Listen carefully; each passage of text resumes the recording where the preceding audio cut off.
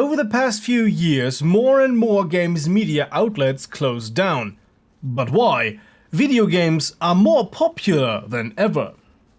In many cases, the answer can appear rather simple: competition. But that is too simplistic of an answer. How do they get killed by competitors if there are fewer and fewer gaming magazines/sites around? Shouldn't that lead to a few big ones to come out on top and rule the market? Well, while that happened to some extent, we even see the big ones die. To answer the follow-up question, we need to explore who the actual competition is. The actual competition of games media outlets are the common users on the internet and the video game companies themselves.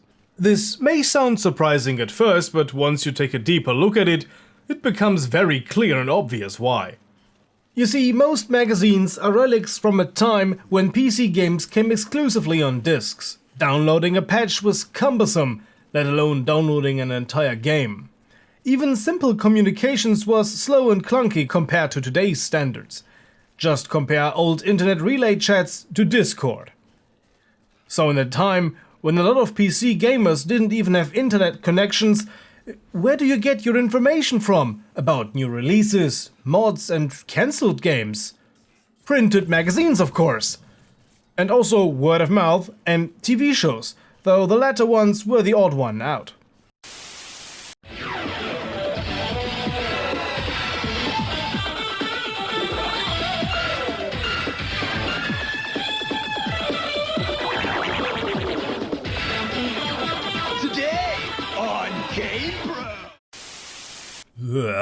Yeah, well, I never watched that one, but our shows here weren't much better. When I was younger, we all ran to the kiosk and got our magazines, and that was pretty much it. Those magazines were to some extent, and still are today, nothing but glorified mouthpieces of the video game developers and publishers. A middleman that released that which the company wanted to be released. There was a symbiotic relationship between magazines and publishers, because the magazines were the biggest voices around and the only herald available to spread the news. Actual investigative reporting was rare and still is today. I mean, think of people like Jason Schreier what you want, but he is one of the few people in games media for whom the term journalist is not as ridiculous as for most other people around there. Of course, people and magazines being critical existed even back then. And from time to time, the criticism was harsh and totally on point. German magazine GameStar harshly criticized Battlefield 2 for the booster packs, 3 maps, 1 faction, and a couple of guns released as a paid patch. That was decried, something you would rarely hear about today. But even if there was criticism coming from those magazines, publishers needed them, they relied on them, and there was no one else to turn to. And at the time, there was demand for these magazines from the consumer side as well. So everyone needed them, but not because they were the best thing ever since the invention of the printing press, but just because they were the only game in town. With the advent of social media platforms and mainstream access to the internet, publishers could do their marketing more and more on their own. Why go through a middleman when you can just talk to your customer base directly? It's a very similar development to the one we are seeing with the decline of E3. More and more companies are choosing to host their own reveal events entirely on their own terms. That drags behind a whole rat's tail of consequences for small developers who depend on big conventions to get the word out, but that's a different issue for another day. In addition to the aforementioned factors, the development of gaming magazines shutting down is a parallel development to the general decline of print media caused by the advent of online media. A type of medium much harder to monetize than a printed newspaper, but much more accessible to the reader. The direct competition of publishers and general users sharing their promotional material and opinions with more and more professional means on social media sites, just like here on YouTube, proves to be taking away a lot of the market share from the more traditional games media magazines and websites. If EA has their own newsfeed you can subscribe to, there is no need to wait for PC Gamer to report on the newest trailer. This plays right into the hands of the publishers. If they can cut out the news sites, then there is no one who could potentially criticize their work up front. Another tool that has been used extensively is sponsored content. Yes, gaming news sites have sponsored contents and ads on them and entire ad pages and printed issues, but still most have editorial standards for reviews, even if their reviews are hindered by draconic NDAs and very strict deadlines. Try to write a proper review of Assassin's Creed Odyssey in as short a time as possible. You can't explore and test every facet of a game in 2 or 3 days. These reviews are more previews, but yet they often still provide some valuable insight behind the scenes of a game. Random influencers don't have such a thing as editorial standards. They don't have to review a game to promote it. They don't see themselves as journalists and try to apply standards.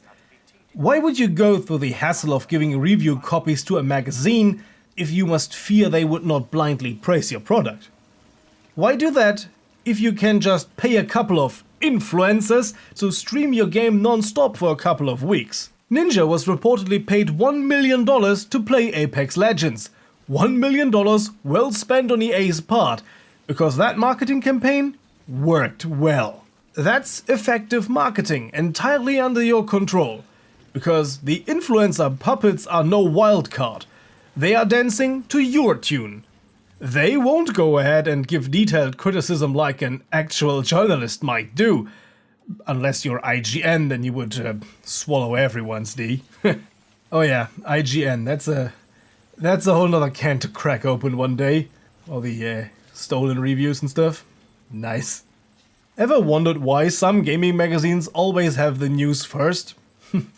Usually because they are tame, they won't give you a strong take on anything. Most gaming magazines today are stuck between a rock and a hard place. Do you just become shills and get early access by companies? Need review copies and try to be the first one to report? First one to review even? Or do you try to stick to your integrity, even if that means losing the publisher's favor? And that can hit a magazine very hard. If you criticize a publisher's product too much, they might cut you out from exclusive previews and insider information, something that can be very deadly for your magazine. If you cannot report the news anymore, what can you report? Some outlets specialize, for example, on in-depth reviews that take a long time to produce. Others have built up huge networks of informants and insiders who will secretly provide them with information from the inside of development studios and publishers. In addition to all this, the control held by the publishers, the other competitor, the common user, is also a factor that one should not forget. A lot of the topics covered by games media outlets are covered by enthusiasts on social media sites, just like this channel right here and so many others here on YouTube. In a climate like this, it is no wonder that a lot of magazines die or have to merge to stay relevant and expand to other topics like movies and comics. While I don't think that true gaming magazines will go away for good, I think we will see a few more die in the near future, and only see those flourish that can actually provide a service that publishers cannot provide and are not willing to, and that smaller YouTubers are only hardly able to achieve with their limited resources. And that is investigative and critical reporting.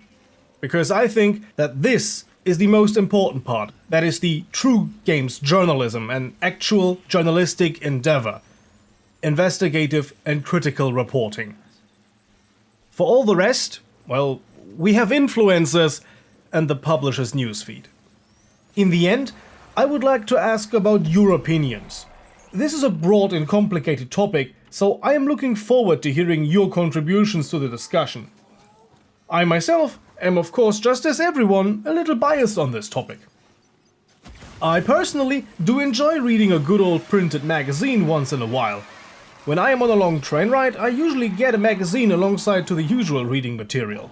How about you? Share your opinions in the comment section down below. At this point, a special thanks to our supporters on Patreon who of course got to see this video first. If you would like to support us as well, check out our Patreon in the video description down below. And also consider giving this video a thumbs up and subscribe for future content. So, see you guys next time. Until then, have a nice day, and as always, goodbye and guten Tag.